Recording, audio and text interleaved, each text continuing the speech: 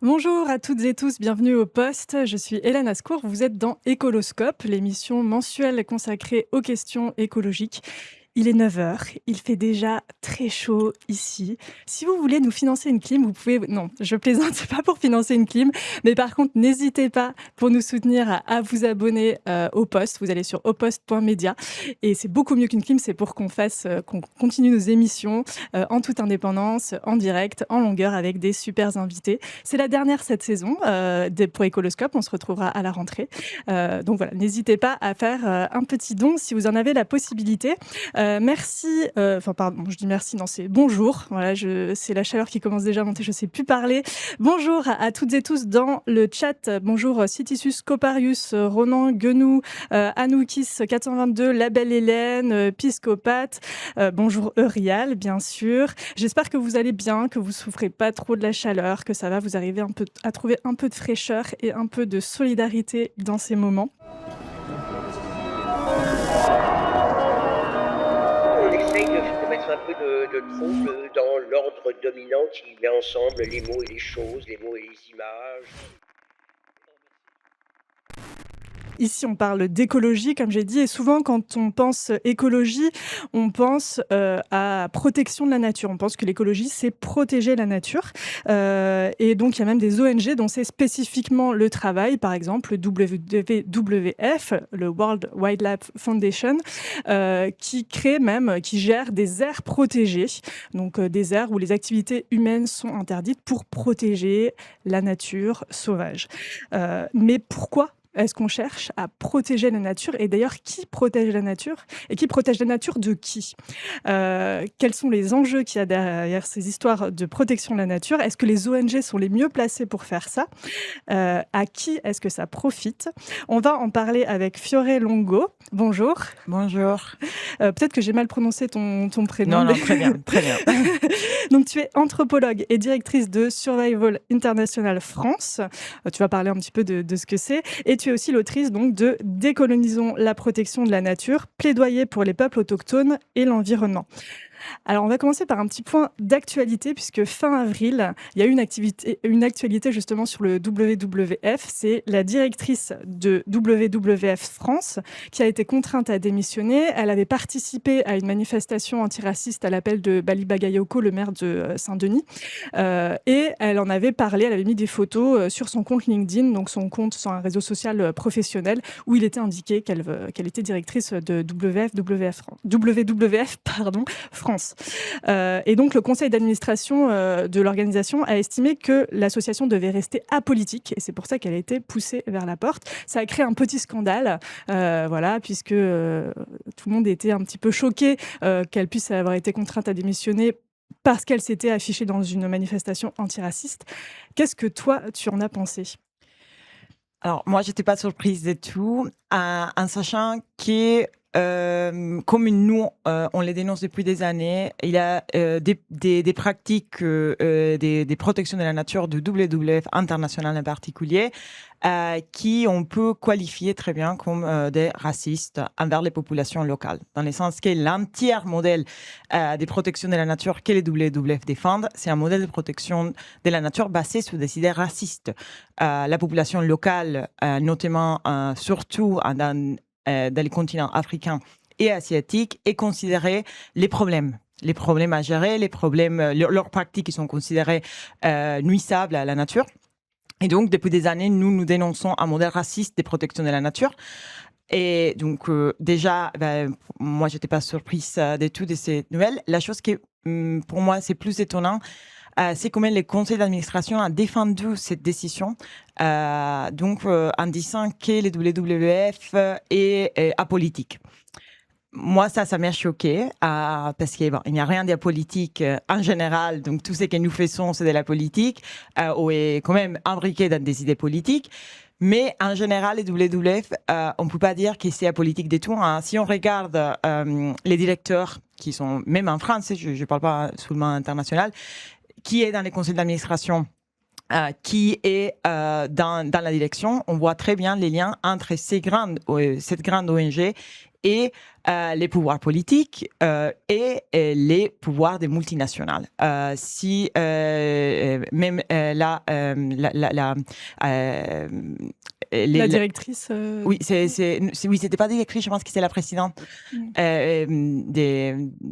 Mais je voulais pas dire ça. Je voulais dire, elle est l'ancien président du WWF International.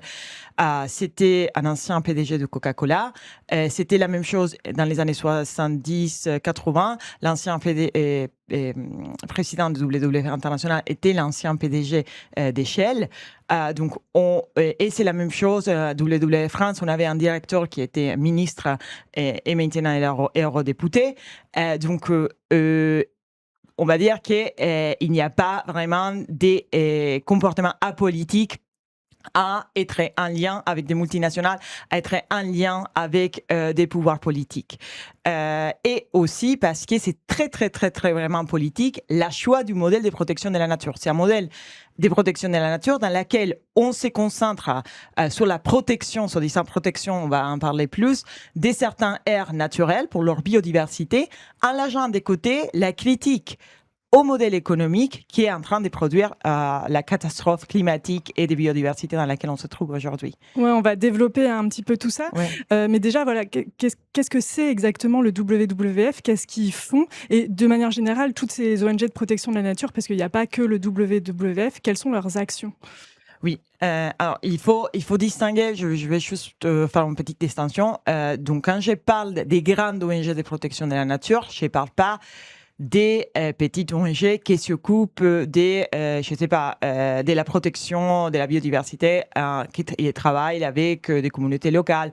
Donc, je parle en général des 5 grandes ONG de protection de la nature, qui c'est des WWF, African Parks, the Wildlife Conservation Society, Conservation International and the Nature Conservancy, et des autres grandes ONG qui sont plutôt des multinationales. Nous, on parle de l'industrie de la conservation, donc qui gère des millions d'euros, qui sont structurés comme des multinationales et qui en fait profitent aussi de la soi-disant protection de la nature.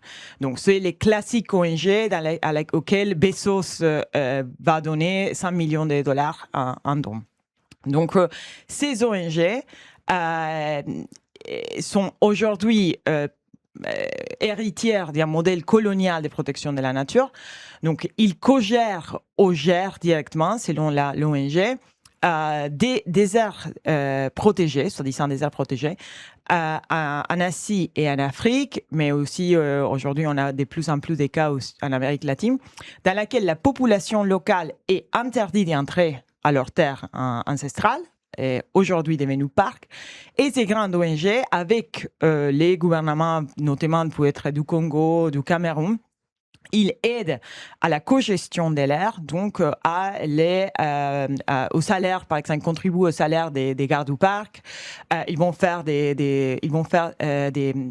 demandes auprès des bailleurs du fonds du Nord, les gouvernements allemands, les gouvernements français, pour obtenir des fonds pour pouvoir gérer. Donc, en théorie, ça a l'air d'être super bien, mais si on voit comment les modèles marchent, ce qu'on voit, c'est que dans les terrains, les populations locales, notamment les peuples autochtones, donc avec lesquels mon association travaille, ils sont expulsés de leurs terres, donc ils sont accusés de chasser, de faire du braconnage, de faire de faire paître leurs vaches en manière nuisible à l'environnement. Donc ils sont accusés d'être la cause de la destruction de l'environnement, et donc ils sont expulsés, mais pas seulement. Les gardes du parc gérés et co-gérés par ces grandes ONG, les tortures, les viols, les frappes, tout ça au nom de la protection de la nature. Et alors, tu parles de peuples autochtones, hein. Toi, tu es directrice donc, de Survival International France, qui défend les droits des peuples autochtones. Qu'est-ce que c'est un peuple autochtone ? Oui, avant tout, je vais expliquer que nous, Survival International, c'est une ONG qui plutôt se décrit elle-même comme mouvement. Dans le sens que nous, ce que nous voulons obtenir, c'est vraiment un changement des mentalités, de la manière dans laquelle les gens, comme tout le monde qui nous regarde aujourd'hui, pensent aux peuples autochtones. Les peuples autochtones, ils ne sont pas issus du passé, ils sont des contemporains comme nous. Leur mode de vie, ils sont en train d'être, aujourd'hui, on les voit très bien, beaucoup plus respectueux de l'environnement que notre mode de vie. Ils sont des sociétés contemporaines et leurs droits doivent être respectés. Et notre travail à nous, c'est de montrer tout ça, documenter des violations des droits de l'homme et créer un changement dans l'opinion publique pour lutter ensemble contre le racisme envers ces peuples. Et donc, qu'est-ce qu'on entend par peuple autochtone? Il y a quand même beaucoup d'idées, de définitions. Nous, on est lié plutôt à les critères qui ont été apportés par la Convention 169 de l'Organisation mondiale du travail et qui sont des critères pour les identifier, pas pour les définir, qui c'est une autre chose. Et en général, on peut dire qu'il s'agit des peuples qui étaient dans un territoire avant la colonisation ou la conquête, qui se définit et qui s'y voient eux-mêmes comme autochtones. Donc, les critères de l'auto-identification, c'est très important. Mais aussi, pour nous, un des critères les plus fondamentaux, c'est aussi les liens à la terre. Donc, il s'agit des peuples qui, bien sûr, ils ont des caractéristiques économiques, religieuses, sociétales différentes par rapport à la société majoritaire. Mais une des caractéristiques les plus importantes, c'est cet attachement tellement profond à la terre. Et ça, c'est pas une romantisation, c'est pas une invention. Moi, ça, c'est mon travail. Je visite des communautés autochtones et documente des violations depuis 10 ans. Et une chose que je remarque énormément, c'est ces liens à la terre tellement vital. La terre, c'est pas seulement un endroit pour se nourrir, même si bien sûr ils prennent de la terre, de l'environnement, tout ce dont ils ont besoin pour se nourrir, mais c'est aussi leur église, leur pharmacie, c'est tout. Donc, c'est l'endroit où ils vont apprendre à leurs enfants. C'est l'endroit où ils prennent toutes les plantes médicinales, donc leur pharmacie. C'est l'endroit où ils vont faire des rituels sacrés. Il y a un lien vital à la terre. Donc, les pires crimes contre les peuples autochtones, c'est de les expulser de leur terre, de les enlever de leur terre. Et ça arrive pas seulement au nom des... c'est pas seulement Shell pour faire des puits de pétrole, c'est pas seulement les grandes multinationales, les industries minières. En fait, on les vole la terre aussi au nom de la protection de la nature. WWF aussi est responsable aujourd'hui du vol des terres des peuples autochtones. Alors, comment ça se passe concrètement? C'est-à-dire qu'il y a une aire qui est identifiée, par exemple, par WWF comme devant être protégée. Et ensuite, comment on fait pour expulser les gens qui habitent là, en fait? Oui, c'est pas tous les temps de la même manière. Donc, je vais dire en ligne générale, en sachant que j'ai fait une simplification, bien sûr.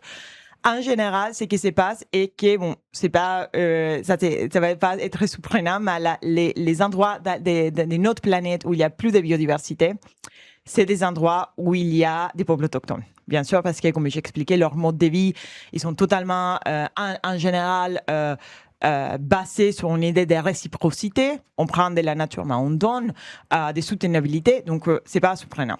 Donc, déjà, on sait très bien que ces endroits, ils sont souvent dans les terres des peuples autochtones et souvent dans les sud du monde. Donc, ce qui arrive en général, c'est qu'une ONG, avec des soutiens de l'Union européenne, des grands bailleurs de fonds de l'Agence française de développement, ils vont identifier ces endroits où il y a beaucoup de biodiversité, souvent basés sur une espèce charismatique, donc je ne sais pas, les gorilles. Ils vont faire de la pression au gouvernement, notamment, je ne sais pas, du Congo, pour obtenir la démarcation de cette terre en tant qu'aire protégée. Alors, déjà, ça, pour beaucoup de personnes, ça peut être super. Et le problème, c'est qu'à la place de dire, bon, dans cet endroit particulier, donc, il y a des gorilles, mais il y a aussi des communautés autochtones. Donc, on va essayer de faire de la pression au gouvernement du Congo pour démarquer la terre en tant que terre autochtone, pour pouvoir laisser les peuples autochtones à gérer leur propre territoire. Ce qu'on fait, c'est qu'on fait une description de l'endroit comme s'il n'y avait personne, donc la forêt vierge, sauvage, intacte, ou s'il y a des communautés autochtones et leur présence est pas possible de cacher, on dit il y a l'espace et les vierges sauvages intacts, mais il est menacé par les communautés autochtones. Donc c'est ce type de description. Et moi j'ai lu beaucoup de projets écrit par les WWF, envoyé à la Commission européenne pour le financement. C'est ça, les types de descriptions qu'ils font. La Commission européenne, par exemple, une fois, dans son réunion à Bruxelles, je lui ai expliqué aux fonctionnaires européens qui étaient là, regardez, la forêt que vous voulez protéger, elle n'est pas vide, elle n'est pas intacte, il y a des communautés autochtones. Ah bah, ils ne savaient pas. Donc, la description de ces endroits comme intacts, sauvages, est très importante. La description des menaces aussi est très importante. Donc, il faut faire beaucoup attention au langage, la conservation, l'industrie de la conservation, comme elle est aujourd'hui, donc raciste et colonialiste, et surtout basée dans les langages et dans l'imaginaire de la nature, qui on pense être très scientifique, naturel, objectif, mais qui c'est très politisé. Oui, tu parles de ça d'ailleurs dans ton livre, tu parles de ce mythe de la nature sauvage et tu dis que ça n'existe pas en fait, pourtant c'est très très présent dans nos têtes.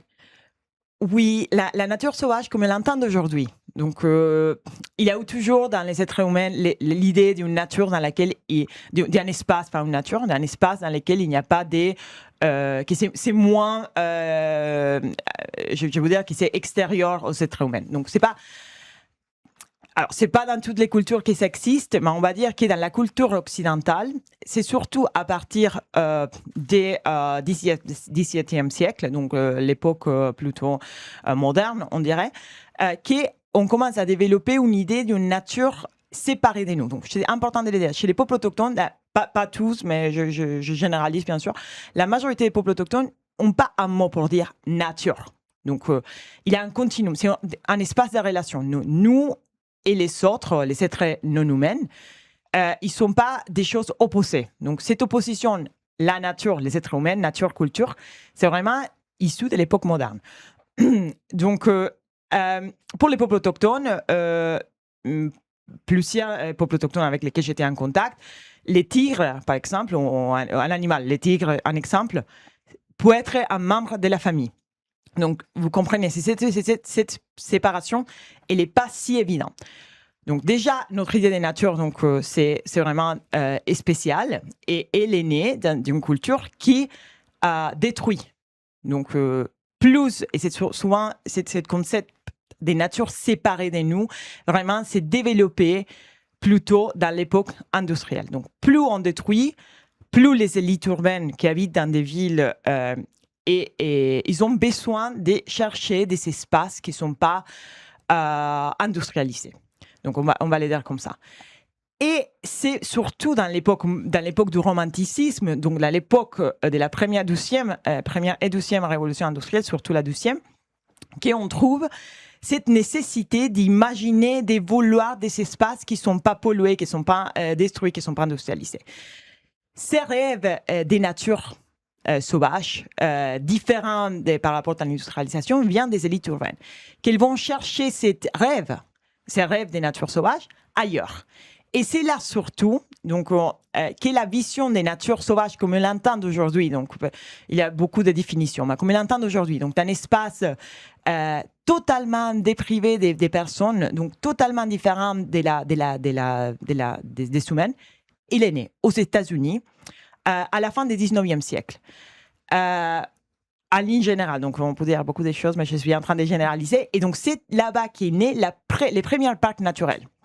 L'idée de prendre, de sanctuariser cette nature soi-disant sauvage, ces espaces magnifiques, beaux, esthétiques à voir, pour les protéger, pour les laisser séparés et pour pouvoir aller les voir.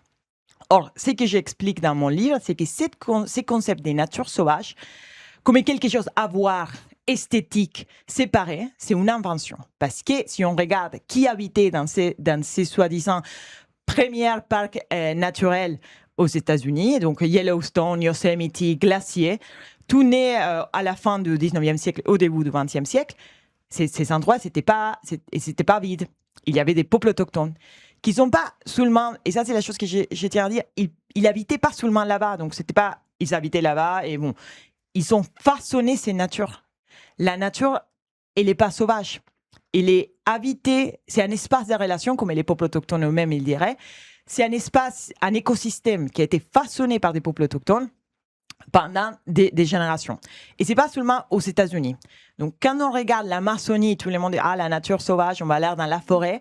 L'Amazonie, c'est un endroit où des preuves archéologiques, scientifiques montrent que c'est un espace habité, qui a été façonné par des peuples autochtones. Donc, l'idée des natures sauvages comme était conçue aux États-Unis à la fin du 19e siècle, c'est un rêve des hommes blancs urbains qui n'étaient pas en contact avec la nature, qui n'habitaient pas la nature, mais ils allaient là-bas en tant que touristes à la regarder.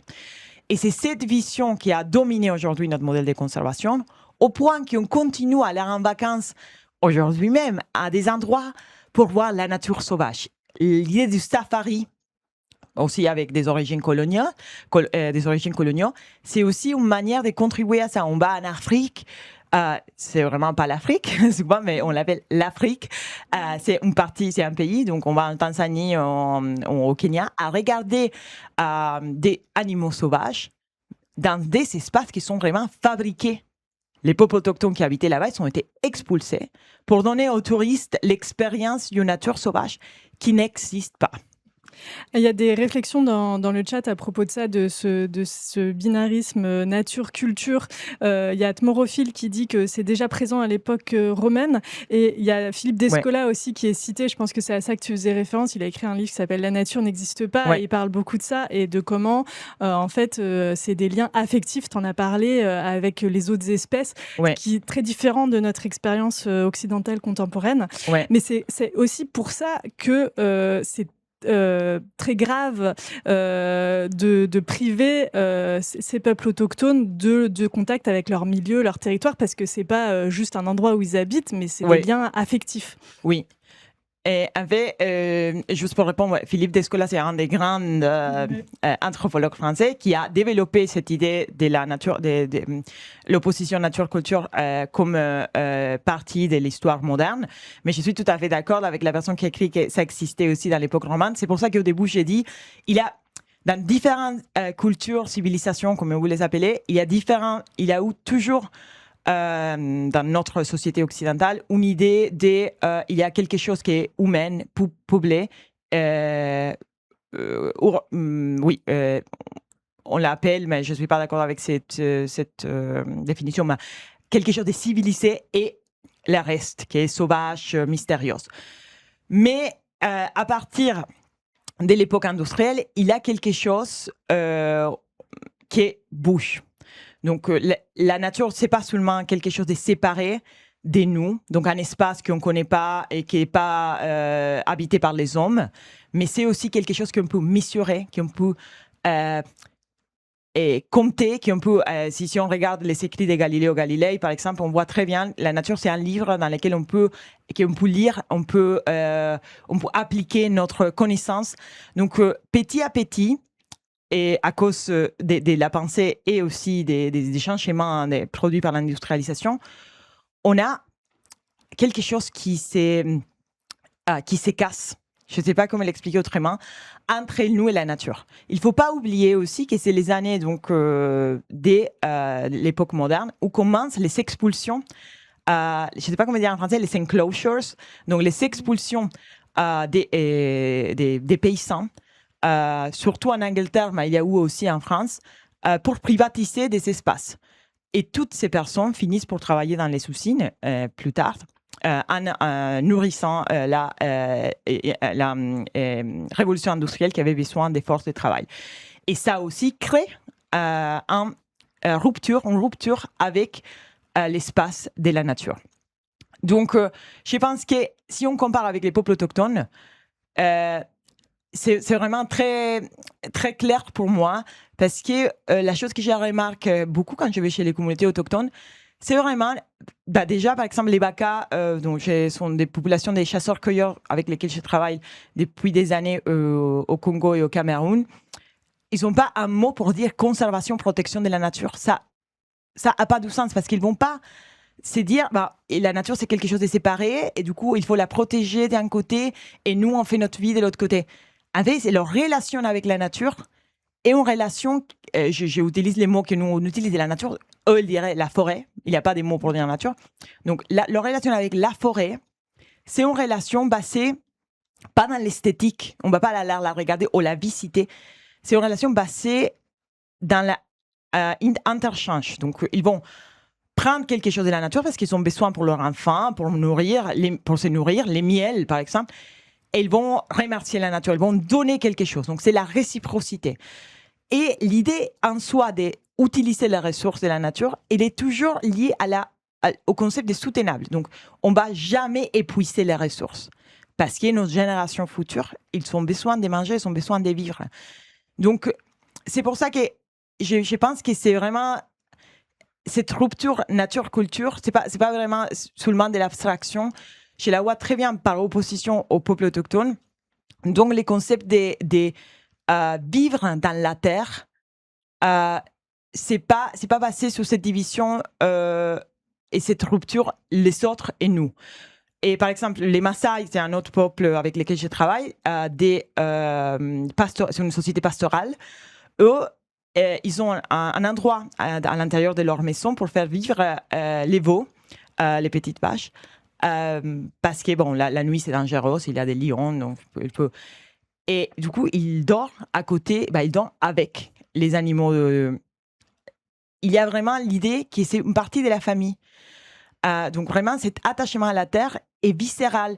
Et ça, c'est une chose pour laquelle je pense que c'est très important de comprendre que quand on les expulse de leur terre, on vole leur terre, c'est vraiment un crime contre eux, contre les peuples autochtones en tant que peuple. Donc il y a quelque chose qui se passe, que c'est très très dur aussi à transmettre avec des mots. Mais quand j'ai fait des interviews avec des personnes qui ont été victimes des expulsions, ce que je remarque, c'est qu'il y a une violence inexplicable. Des fois, je vais faire juste préciser une chose. Des fois, quand on fait des interviews, il y a une violence physique extrême. Les gardes du parc, comme j'expliquais, ils violent les peuples autochtones, ils les torturent. Et du coup, ça fait l'une des journaux souvent. Mais il y a une autre violence plus cachée, invisible, qui c'est les vols de terre. Donc les gens ils disent ah oui, elle a été expulsée. Mais c'est vraiment un crime terrible contre eux parce que à cause de ce lien avec la terre. Donc c'est la perte de leur identité en tant que peuple, voler la terre. C'est vraiment la perte de quelque chose qui c'est vraiment très lié à qui ils sont. Et donc, on voit souvent, quand les peuples autochtones ont été expulsés, qu'il y a beaucoup plus d'alcoolisme, qu'il y a beaucoup plus de malnutrition, des suicides, des morts, parce qu'à cause de ce lien vraiment très, très viscéral avec la terre. Et tu parlais de l'histoire un peu des parcs et leur naissance aux États-Unis. Et au départ, quand c'est créé, c'est pour protéger ces endroits de qui et de quoi ? Oui, les premiers parcs, comme je disais, nés à Yosemite et Yellowstone après, c'est un parc qui était né pour protéger alors, il y a la théorie et la pratique. C'est protéger ces espaces considérés beauté sauvage, beauté nature sauvage. Et l'idée, c'était il faut les laisser intacts dans un pays dans lequel il y avait beaucoup d'industrialisation. Et surtout, il ne faut pas l'oublier, il y avait aussi la guerre aux États-Unis pour expulser les populations autochtones et la soi-disant frontière, les mythes de la frontière. Donc, il y avait une invasion des colons qui poussaient la frontière de l'autre côté contre les peuples autochtones.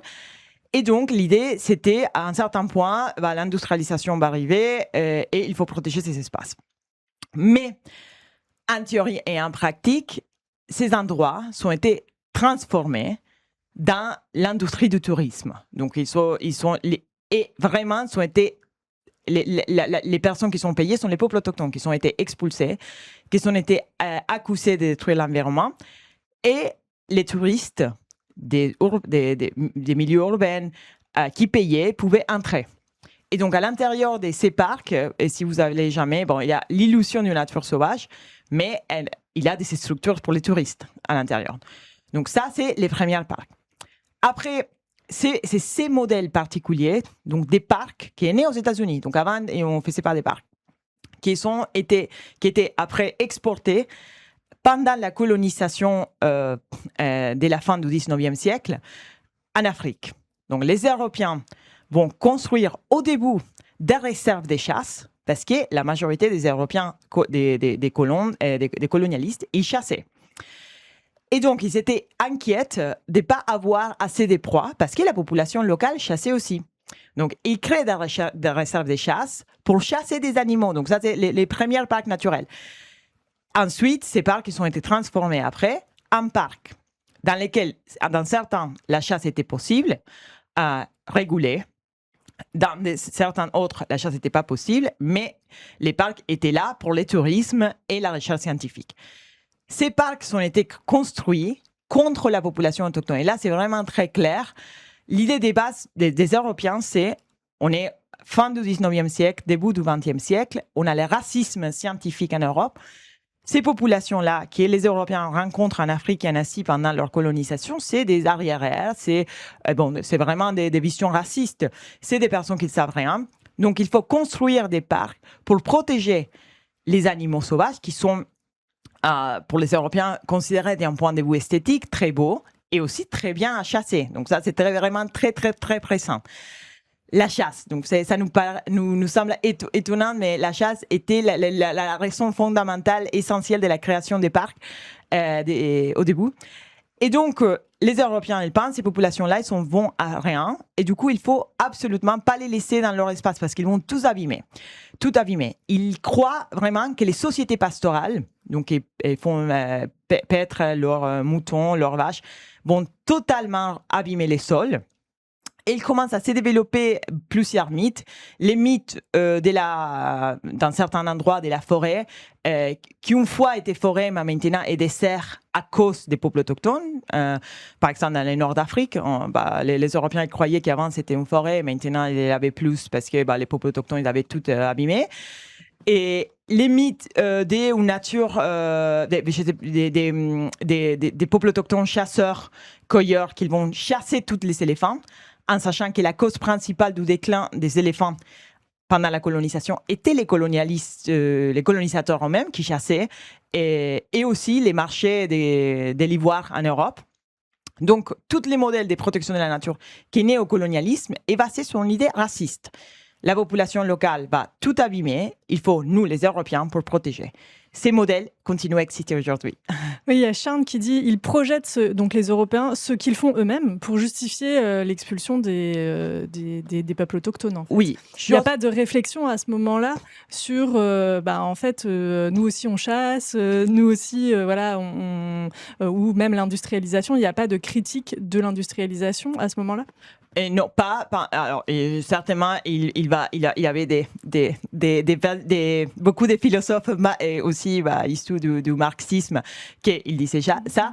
Mais il y avait au début, dans les premiers écologistes aussi, un peu avant, dans les premières colonisations, qu'ils réfléchissaient sur ça. Donc, c'est pas qu'il y avait personne, mais la pensée dominante était ça. Et c'est pas très étonnant parce que si on lit avec les problèmes de racisme, c'est la naturalisation. C'est qu'on pense que c'est naturel.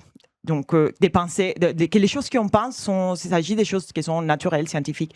Ça, c'est les grands dangers du racisme. Parce que si on les reconnaissait comme racistes, donc un comportement, c'est raciste, c'est clair, c'est pas bien. Mais souvent, nos visions racistes, ils sont considérés pas racistes, ils sont considérés normales, naturelles. Donc, à l'époque, c'était totalement normal et naturel. Penser que la chasse des Européens blancs était bien parce qu'il était rationnel. Ça, c'est des mots vraiment de l'époque. Il était rationnel. Il était sportif.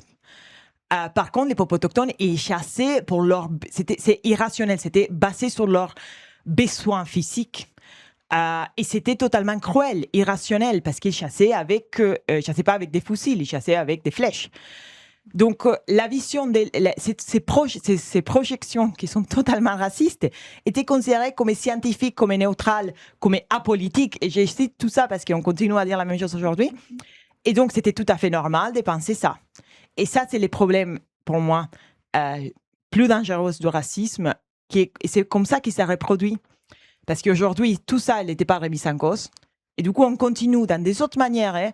Mais aujourd'hui encore, il y a la chasse au trophée que c'est continue à faire dans plusieurs endroits, plusieurs aires protégées en Tanzanie, au Cameroun. Et des fois, soutenus par ces grandes organisations de protection de la nature, beaucoup des présidents du WWF, c'était des grands chasseurs. Et du coup, sa chasse, elle est totalement bien vue. Et la chasse des Baka, qui chasse l'éléphant pour des raisons rituelles, pour les manger, avec un respect énorme pour les éléphants. Les Baka, ils sont 27 noms aujourd'hui connus par nous, les Occidentaux, pour appeler les éléphants, pour les nommer, juste pour expliquer les liens essentiels qu'ils ont avec les éléphants. Mais ils les chassent. Mais cette chasse-là, elle est considérée totalement criminelle. Par contre, la chasse au trophée, qui c'est un échange d'argent pour chasser un éléphant, est totalement tolérée, sinon bien vu par des grandes ONG de protection de la nature. Et aujourd'hui, un parc, ça ressemble à quoi? Alors tu dis, il peut y avoir quand même de la chasse dedans. Il y a des clôtures, il peut y avoir je sais pas, des lodges de tourisme. À quoi ça ressemble aujourd'hui? Oui, ça aussi dépend beaucoup des pays et des contextes. Donc, comme j'ai dit, j'ai un généralisme, mais je suis très au courant des différents. Alors, je vais vous donner un exemple très clair pour moi, Congo, et après un autre au Kenya, comme ça, c'est vraiment deux modèles différents. Donc, Congo, on a un grand parc Ojala. Donc, c'est un parc qui n'est pas marqué par il n'y a pas des barrières. Mais il n'y a pas de barrière physique. Et je tiens à dire ça parce que les Baka qui habitent dans ces endroits depuis des temps, depuis des générations, ils savent très bien quelle est la barrière du parc. Parce que quand ils la dépassent, ils vont être chassés, violés, torturés. Donc il n'y a pas de barrière physique, mais les barrières, elles sont là. Et par contre, les Baka, donc tout ça se passe au Baka. Les parcs sont gérés directement par une ONG appelée African Parks, qui gère, si je ne me trompe pas, 20 millions d'hectares en Afrique. Donc, c'est une surface comme le Sénégal. Donc, c'est une grande ONG, plein d'argent. Dans son conseil d'administration, il y a les princes Harry d'Angleterre. Et donc, eux gèrent les parcs. Les Baka sont interdits d'entrer. Mais à l'intérieur du parc, on a des loges pour les touristes riches. Donc, ils peuvent y aller à profiter de la nature soi-disant sauvage qui a été fait sauvage en expulsant les peuples autochtones. Donc, ça, c'est au Congo, donc il n'y a pas de barrière. Par contre, au Kenya, dont on a un autre modèle. Donc, on a des conservatoires privés. Ils s'appellent conservatoires Conservancy. J'espère que le mot en français est correct. Donc, c'est vraiment des riches qui ont reçu les terres du gouvernement britannique pendant la colonisation. Qui ont des espaces privés avec des animaux sauvages qui sont importés la majeure part du temps. Et ils ont des loges de luxe. Donc, vraiment, on parle des milliards d'euros par nuit. Et là, les gens, ils reçoivent aussi des fonds, au nom de la protection de la nature, ils reçoivent des fonds des ONG. Donc, c'est considéré vraiment une aire protégée. Et les gens, ils payent pour y aller là-bas. Et là, il y a vraiment des barrières, des fois électriques. Et donc, la chose qui est vraiment étonnante, je raconte ça parce que ça m'a fait vraiment mal au corps. Alors, les sociétés pastorales qui habitent autour de ces conservatoires au Kenya sont des sociétés pastorales comme les Maasai, les Borana, les Samburu. Et donc, ils sont des moutons ou des vaches, souvent des vaches, qui ont besoin de manger de l'herbe pour pouvoir vivre. Donc, ils ont besoin des herbes, ils ont besoin des pluies. Ce sont des sociétés très touchées par les changements climatiques, même s'ils sont très résilients parce qu'ils bougent, donc ils sont nomades. Et ce qu'on voit, c'est que pendant la colonisation et après vraiment la première et deuxième guerre mondiale, les Britanniques ils ont accaparé les meilleures terres, les plus fertiles. Et aujourd'hui, ils sont irrigués de manière électrique. Et donc, ils ont vraiment beaucoup d'herbes. Et on voit juste à côté la désertification de la terre, des sols, à cause du changement climatique. Et les peuples autochtones, et la barrière électrique. Et eux, ils portent leurs animaux, qui regardent de l'autre côté de la barrière électrique, qu'il y a l'herbe qu'ils pourraient manger, mais ils ne peuvent pas manger. Et leurs vaches, ils sont toujours plus maigres. Ils sont en train de mourir. Et donc, c'est étonnant. Ça, c'est vraiment l'image plus claire d'aujourd'hui, la protection de la nature. Donc, les riches, ils payent pour avoir leur nature sauvage, pour la visiter, la voir. Et les pauvres, ils payent les conséquences. Et tu dis que c'est un apartheid vert. Oui. Eh ben, je pense que j'aurais pas. C'est pas une idée à moi, les mots. Je les avais déjà lu. Je pense que c'était la directrice de Auckland Institute qui avait utilisé ces mots. Et c'est vraiment ça. Donc, je pense que peut-être que ça semble très fort, mais il n'est pas. Il faut utiliser les mots justes pour décrire la situation. Ouais. Alors, tu as parlé tout à l'heure d'exactions aussi qui sont commises contre ces peuples. Est-ce que tu peux donner des exemples dans le livre? Tu donnes plusieurs exemples individuels en fait, de personnes qui ont été tuées par exemple. Est-ce que tu peux expliquer un peu qu'est-ce qui se passe concrètement? Oui. Je pense que si je faisais ça, ce travail, j'aurais pas cru à les choses que je raconte parce que on peut pas croire que les documentaires qu'on regarde à la télé sur la nature sauvage ou que nos vacances en safari, ils peuvent être même indirectement responsables des histoires que je raconte dans mon livre et que j'ai pu moi-même recueillir pendant 10 ans de travail. Mais c'est vrai, donc je me suis vraiment assis à côté de ces personnes et j'ai recueilli ces témoignages. Et on parle vraiment des violences extrêmes. En général, les violences, ils sont faits par les gardes du parc. Donc, ces endroits, comme je vais vous expliquer, des fois, il n'y a pas de barrières, des fois, il y a des barrières. Mais en tout cas, ils sont militarisés. Donc, de plus en plus, à partir des années 2010, quand commence, il y a une histoire qui n'est pas tout à fait confirmée, des liens entre le terrorisme et la chasse illégale des animaux, les braconnages. Donc l'idée, c'était les braconnages, ils financent le terrorisme.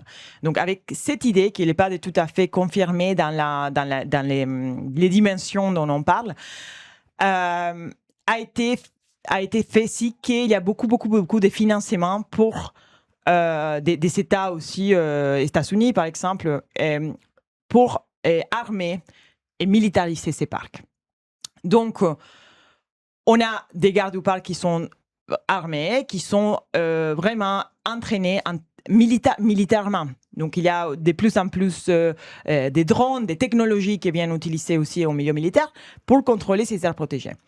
Et donc, on vérifie beaucoup Et aussi, il y a des bonus qui sont payés par ces grandes ONG aux gardes du parc qui arrêtent des personnes ou qui confisquent des choses. Donc, il y a un incentive.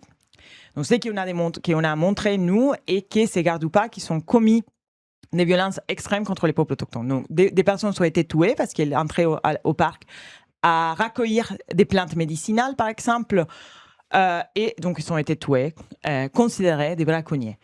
Une fois que quelqu'un est accusé d'être braconnier parce qu'il a chassé pour nourrir sa famille, ils ont enlevé, mis en prison, torturé.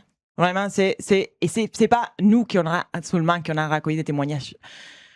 Il y a eu beaucoup des enquêtes indépendantes, des journaux comme BuzzFeed, par exemple, mais aussi les congrès américains. Il a fait une enquête, donc on parle vraiment de l'instance majeure aux États-Unis, dans laquelle beaucoup de ces cas ont été confirmés, et les WWF, il a été il a eu une audience au congrès, et des fonds ont été suspendus. Donc vraiment, c'est pas seulement nous, ça c'est des choses qu'on sait. Et aussi, par exemple, nous, on a recueilli dernièrement un témoignage d'une femme baka qui a été violée par un garde du parc avec son bébé de 2 mois. Donc, elle avait son bébé de 2 mois dans les bras et elle a été violée par un garde du parc. Et la chose que je trouve plus horrible de toutes ces histoires, au-delà de la violence, comme je disais, que c'est horrible, c'est qu'est-ce qui se passe après. Parce qu'il n'y a pas... ces grandes ONG de conservation, ils ne disent pas « Oh, c'est horrible. L'histoire que racontent ces personnes sont vraies.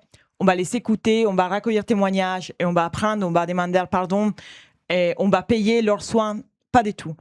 Souvent, ces ONG de conservation, ils agissent seulement s'ils sont mis en examen par la communauté internationale. Donc, ou si on a la presse, donc ça veut dire qu'il y a des journalistes qui doivent aller là-bas.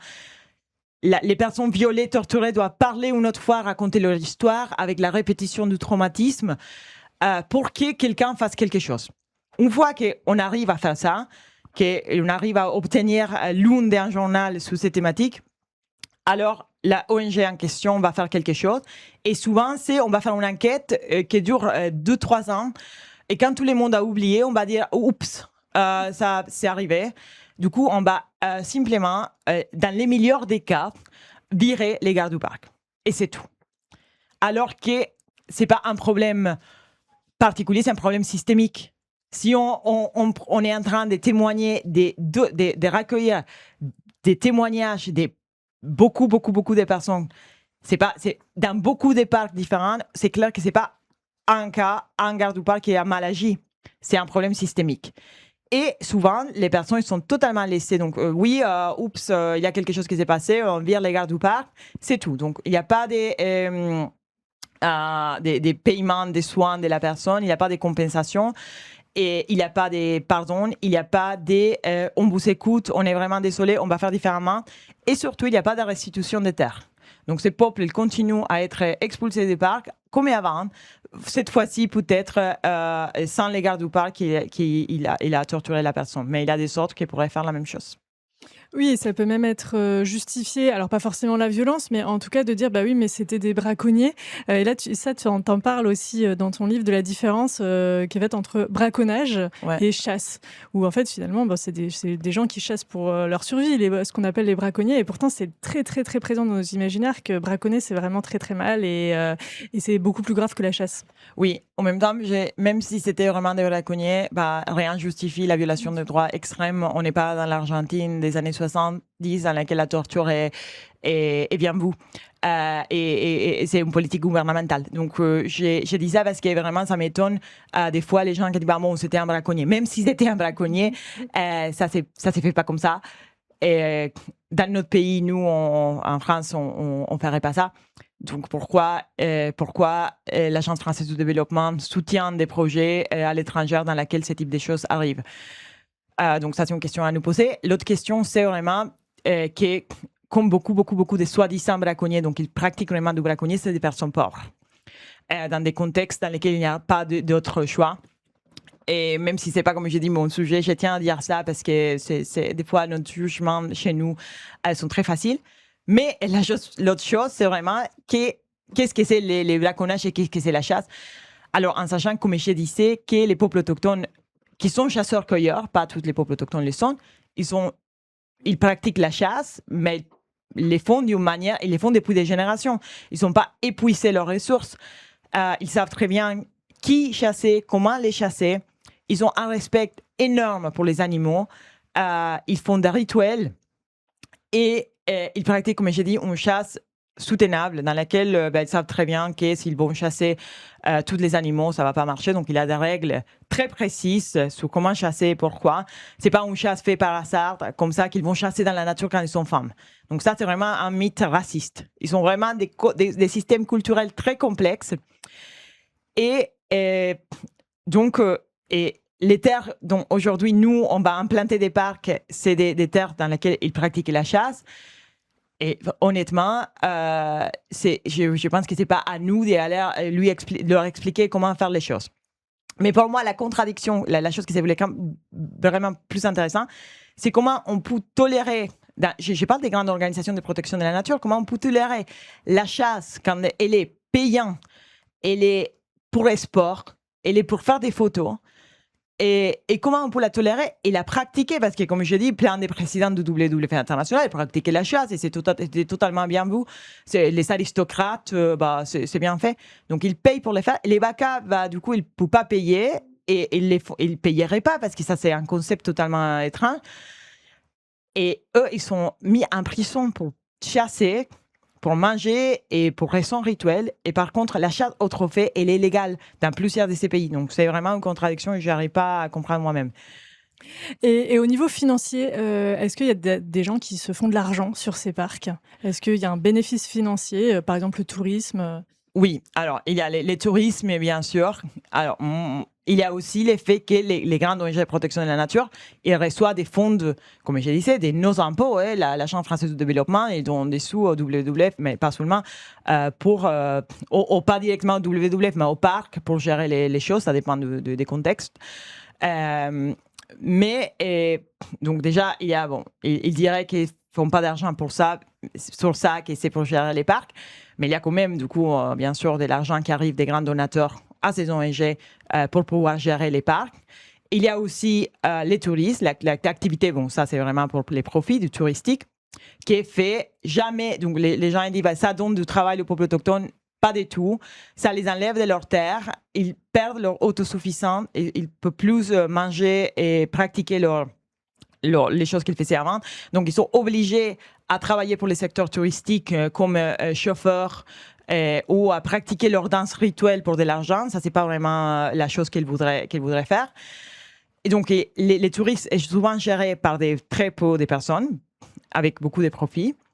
Mais il y a aussi des parcs, des aires protégées. Ce ne sont pas des parcs dans lesquels la chasse est tolérée et c'est un business aussi.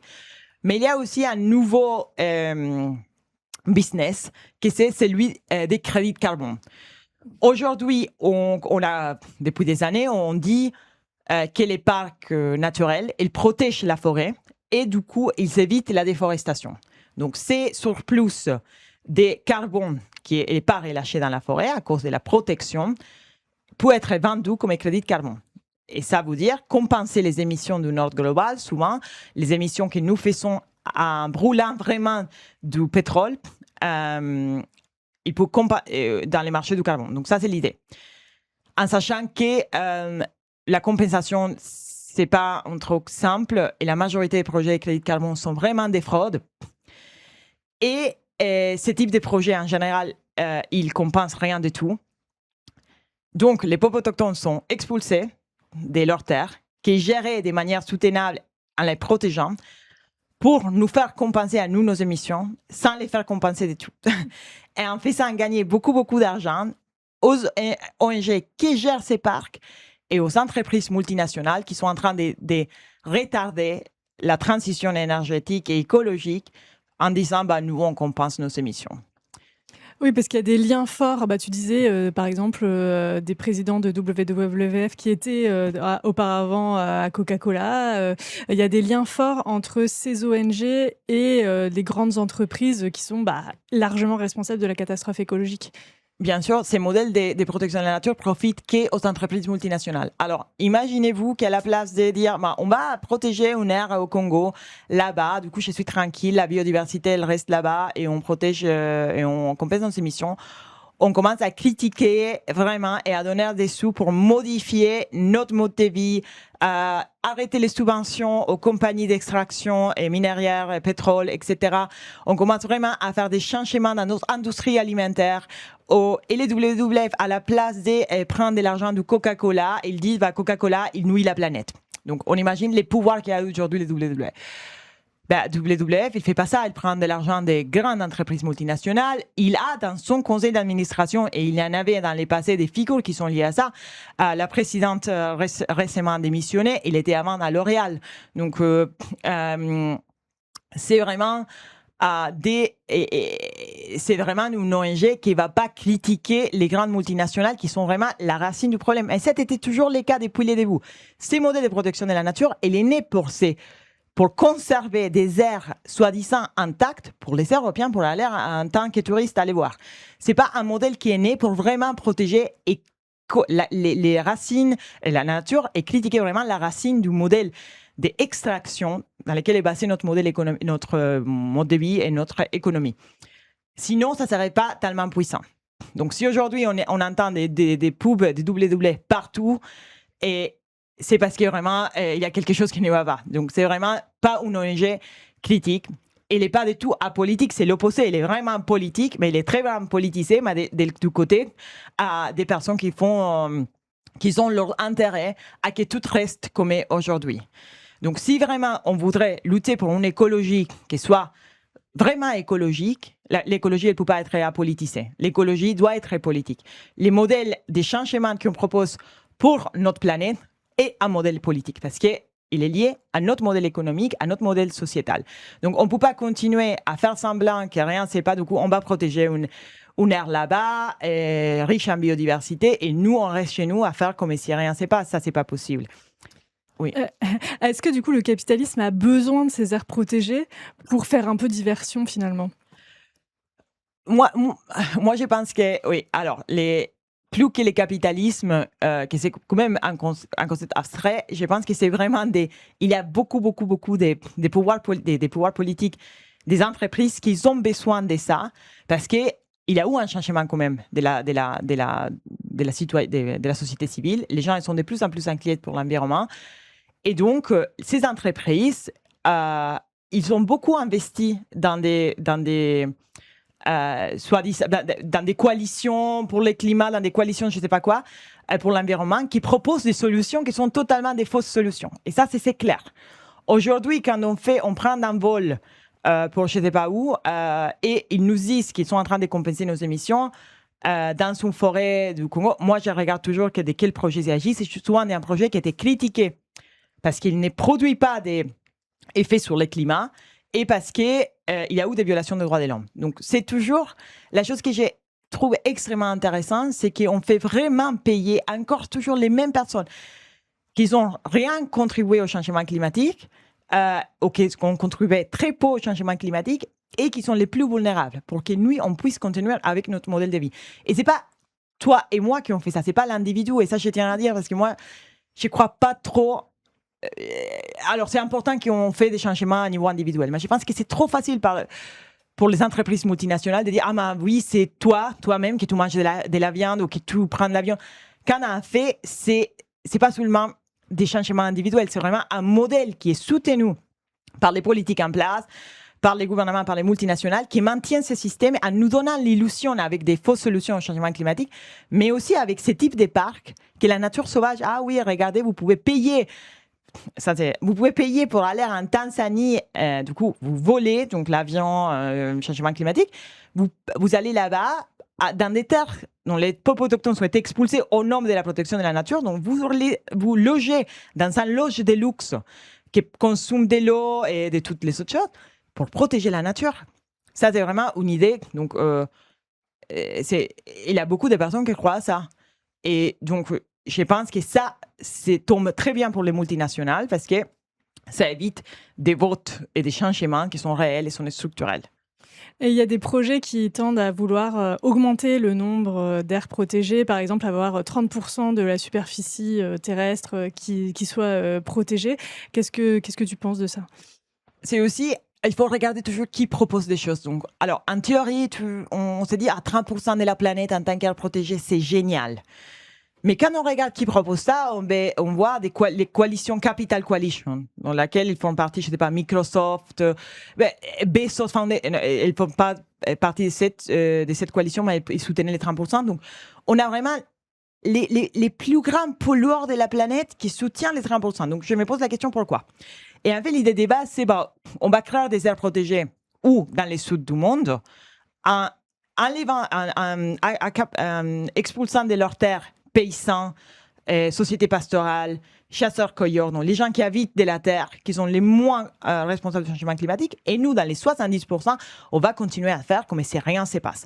À la place de proposer des choses qui ont plus de sens, on veut combattre vraiment la perte de biodiversité. Alors, il faut lutter contre il faut faire un changement des fiscalisations, dans les impôts, la distribution, l'équité.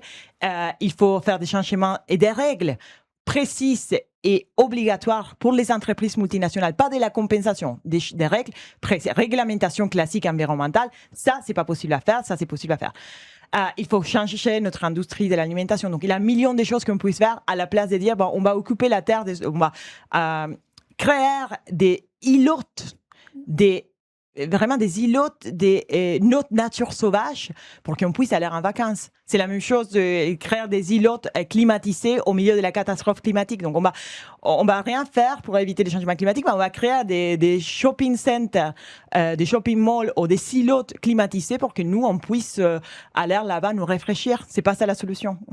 Oui, et en plus, ça s'attaque pas comme tu disais, au réchauffement climatique. Et donc, même les 30% d'aires protégées, ils vont être touchés de toute façon par le réchauffement climatique. Exactement. Ils sont déjà, d'ailleurs, touchés par le réchauffement climatique. Ça, c'est une chose que les gens, des fois, quand je parle avec des personnes, ils ne comprennent pas qu'un parc, il peut mettre même des barrières, mais il ne peut pas arrêter les changements climatiques. Les changements climatiques, qui est écossais aussi pour aller visiter ces parcs-là, il va quand même toucher ces biodiversités parce qu'il abîme les sols, à cause des pluies, déjà, on les voit très bien au Kenya, les changements climatiques, et c'est déjà un endroit qui est sensible aux hautes températures. Avec les changements climatiques, on est en train de vraiment bouleverser la vie, pas seulement de notre planète, et aussi beaucoup des sociétés pastorales.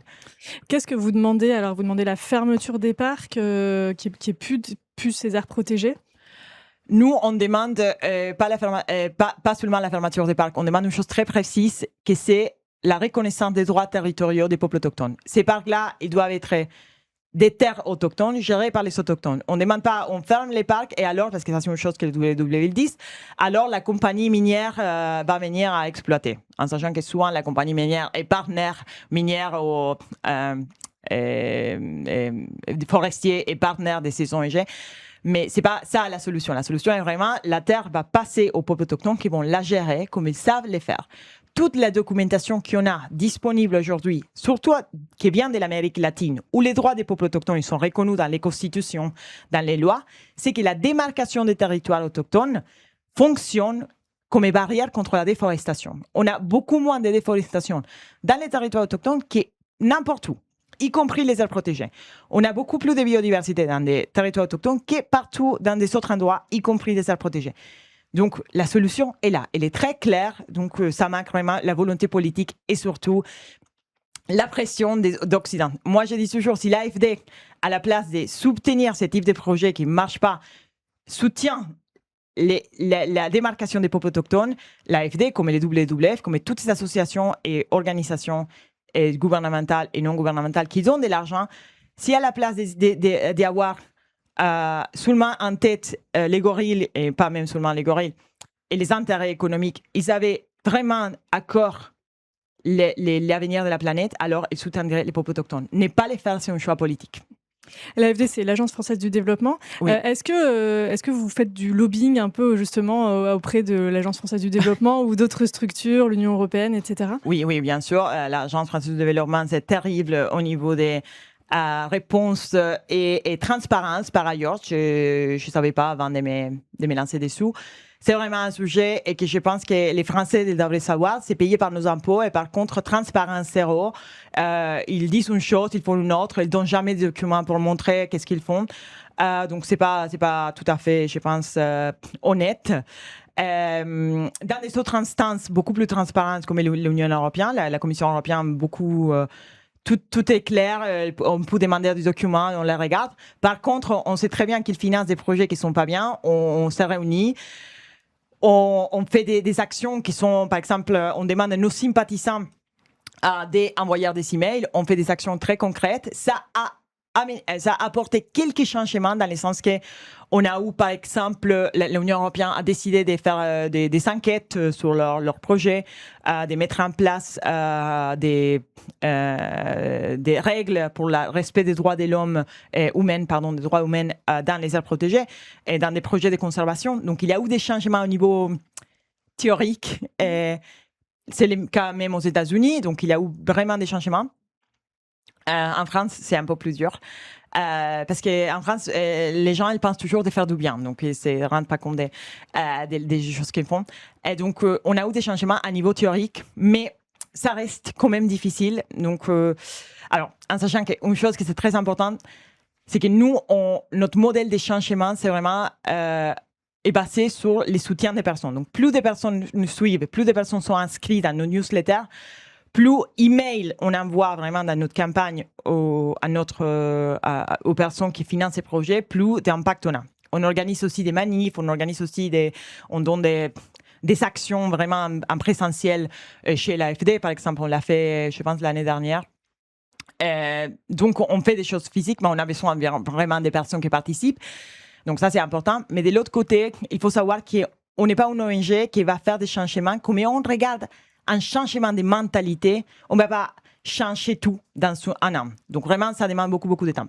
Donc là, après 14 ans, un peu moins, oui, des campagnes, sur cette campagne-là, 12 ans, on a vraiment un changement à niveau théorique. Donc, on a vraiment obtenu beaucoup des enquêtes des parts du gouvernement, beaucoup des lignes guides, il y a aussi une loi qui a été écrite aux États-Unis. Mais dans les terrains, la chose qu'on remarque, c'est qu'il y a eu une diminution de la violence physique à cause de toutes ces guides. Mais c'est toujours les mêmes ONG qui reçoivent de l'argent. Donc, les WWF, ils continuent à être un des plus grands capteurs des fonds. Donc, même si l'Union européenne a bien sûr reconnu qu'il y avait un parc au départ qui ont été créés sans le consentement des peuples autochtones, qu'il y avait eu des violences, et du coup, ils ont fait des choses pour essayer de changer ça. Ils continuent à travailler avec un partenaire qui dans les passés s'est montrée pas respectueuse des droits de l'homme et responsable des grosses violations des droits de l'homme. Et ça a été prouvé par plusieurs enquêtes. Donc, il n'y a pas eu un changement de ses côtés. Et les plus grands changements, c'est vraiment qu'on voudrait vraiment faire arriver, c'est qu'à la place de soutenir le WWF avec nos impôts, il devrait soutenir la démarcation des territoires autochtones. Donc, faire de la pression sur les gouvernements, donner de l'argent à organisations qui proposent de faire ça. Et ça, vraiment, c'est très dur à changer. Et pourquoi ? Qu'est-ce qui bloque Alors, moi, je pense qu'il y a deux choses. Un, c'est la mentalité. Une mentalité qui dit on ne peut pas vraiment faire confiance aux ONG qui ne sont pas européens. Et ça, c'est vraiment raciste. Donc, l'idée des fonds, c'est on va donner notre argent, WWF, on les connaît. Ils savent écrire les projets. Donc, ils savent... c'est les mêmes personnes que nous. En fait, des fois, c'est eurodéputé qui a... Aujourd'hui, eurodéputé, avant, il était WWF. Les gens... Aux États-Unis, c'est vraiment... Moi, j'étais choquée quand j'ai rencontré des membres du Congrès. La majorité avait travaillé avant pour des grandes ONG de protection de la nature. Donc, c'est vraiment, je ne sais pas comment dire en français, revolving doors. C'est souvent les mêmes gens qui travaillent, qui changent d'un travail à l'autre dans les mêmes... Ouais, je ne sais pas comment on dit non plus, mais qui restent dans le même cercle. Ça, dans le même cercle, donc c'est les mêmes personnes. Et sinon, c'est les mêmes personnes issues des mêmes écoles. Donc, peut-être qu'ils sont tous allés à Sciences Po. Et moi, je suis aussi prof de Sciences Po, donc je l'ai dit avec... mais ils sont tous allés aux mêmes écoles, donc les grandes écoles. Et du coup, ils se connaissent. Donc, il y a une question vraiment des mentalités à pas voir ces personnes comme... C'est vrai que si on parle avec des employés particuliers, donc je parle souvent en général de WWF, mais il y a des gens qui travaillent qui sont géniaux, brillants et magnifiques. Donc, on a du mal à penser que tout ça est créé ou géré dans une manière qui n'est pas bien. Mais donc, il y a ça, donc une question des mentalités, de vraiment se rendre compte que la chose que les WWF disent, c'est pas la chose qu'on fait dans le terrain. Et il y a une question des méconnaissances et vraiment des manques de terrain. Il faut aller là-bas pour voir qu'est-ce qu'on finance. Et quand souvent l'AFD ou les directeurs de l'AFD, ils décident... L'Agence française du développement, oui, je précise non, mais pour les personnes qui nous écoutent. Elle a le même nom d'un groupe d'extrême droite, des partis extrême droite en Allemagne, du coup les gens... quand l'AFD, l'Agence française du développement, visite un parc qui finance, c'est un peu les rois qui descendent dans leur territoire à voir. Donc tout est préparé, ils vont juste dans les villages où les gens ils vont dire que tout va bien, donc il manque de terrain. Pour voir vraiment qu'est-ce qu'ils pensent les personnes. Des fois je suis étonnée parce que la Commission européenne, je pense qu'ils sont des fois les meilleures intentions du monde. Mais les gens qui sont en charge de l'Afrique, comme ils les appellent, ou en charge, même au ministère des Affaires étrangères, personne en charge du Congo, il n'était jamais dehors du Brazzaville. Des gens vraiment super intelligents avec les meilleures intentions. Mais il manque le terrain, il manque les connaissances. Et donc, il y a la mentalité, la manque de terrain et bien sûr des intérêts économiques. Parce que si on commence à faire de la pression pour les vraies solutions, alors la compagnie des forestiers, souvent européens, elle ne peut pas continuer à faire ce qu'elle veut. Et donc, on a vraiment beaucoup des intérêts. Il ne faut pas oublier que l'Afrique, c'est quand même un continent dans lequel la France il a beaucoup d'intérêts économiques. Donc, il y a plusieurs choses. Alors, je termine toujours par une question. Qu'est-ce qu'on fait ? Du coup, qu'est-ce qu'on fait à partir de ça ? Qu'est-ce que nous, on peut faire ? C'est une très belle question que les gens ils aiment bien me poser. Avant tout, moi, je pense que il faut s'informer. Et ça, je pense que c'est un peu mainstreaming dire ça, mais je pense que quand même, c'est très important. Je crois encore que la conscience et être très conscient des choses, ça peut avoir des changements. Donc, je vous invite à s'abonner à notre newsletter parce qu'on a chaque mois, on produit, donc je vous disais, j'ai donné des cours à Sciences Po, donc on a transformé notre cours en une newsletter que les gens peuvent recevoir une fois par mois et sur l'histoire de la conservation et les enjeux politiques de la conservation. Donc, nous, une fois abonnés dans notre newsletter, nous, on propose beaucoup des actions. Soit des emails envoyés, mais soit aussi vraiment des actions en personne à faire. Et donc, ça, c'est important. L'autre chose, est aussi dans nos réseaux sociaux, si les gens ne veulent pas recevoir des emails, on propose des actions concrètes à faire. Après, l'autre chose, c'est arrêter de donner de l'argent à ces grandes ONG se renseigner sur des autres projets possibles. Voter bien. Et ça, c'est aussi important. Demander des changements à notre politicien et surtout, je tiens à cœur à dire ça, nous, on finance ces modèles de protection de la nature. On les finance avec notre tourisme, on les finance avec notre don à ONG et on les finance avec nos impôts. Ces modèles là-bas, ils n'existeraient pas sans nous. C'est pas que nous, alors c'est les gouvernements africains, congolais ou des gouvernements en Afrique. Ces gouvernements-là, ils sont pas souvent les moyens, pas dans tous les pays, mais pas souvent les moyens de maintenir ces aires protégées. Dans ces états, si nous, on ne va pas comme touristes et si nous, on ne les finance pas. Donc, on peut, avec nos impôts et avec notre tourisme, financer des autres choses. Ça, c'est possible à faire. Il faut vraiment se mobiliser pour ça. Donc, je pense qu'on a vraiment un rôle très, très important à jouer. Merci Fior Longo. Donc, je rappelle que tu es anthropologue, directrice de Survival International France et tu as écrit « Décolonisons la protection ». Oui, c'est bon. Décolonisons la protection de la nature. Merci à vous tous de nous avoir suivis. Merci Uriel pour la modération. Merci Nayan pour la réalisation. J'espère que vous n'avez pas eu trop chaud. C'est que le début de la journée. Nous, c'était le dernier Écoloscope de l'année. On se retrouve en septembre. Il y aura toujours beaucoup de choses à dire sur l'écologie, surtout dans cette année qui va être un petit peu cruciale, l'année qui commence. Au poste, ça continue ce soir à 20h avec Mathilde Panot de la France Insoumise pour parler de 2027. Faire mieux, mais comment et avec qui? En attendant, prenez soin de vous et de vos proches. À bientôt. On essaye de mettre un peu de trouble dans l'ordre dominant qui met ensemble les mots et les choses, les mots et les images. La riposte, c'est vous. Suivez la chaîne, activez la cloche, donnez au poste.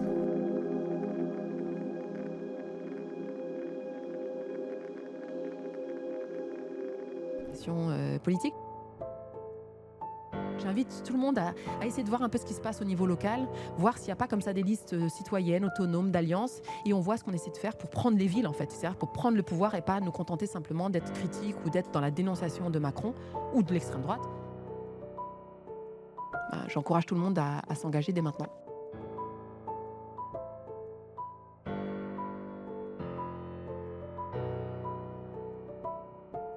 Ne pas se laisser intimider, ne pas céder justement à l'injonction de penser qu'on ne peut plus rien faire. Se rappeler qu'on est majoritaire et peut-être qu'on ne se félicite pas assez de l'être, qu'on ne se rassemble pas assez.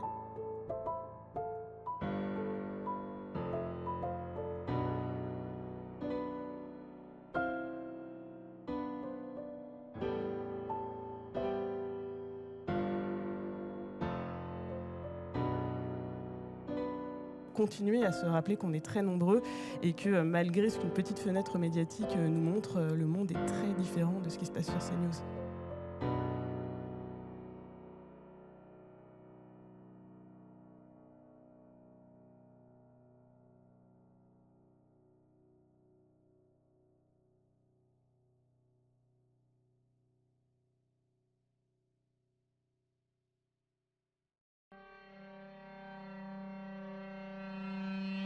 Qu'avons-nous fait au poste?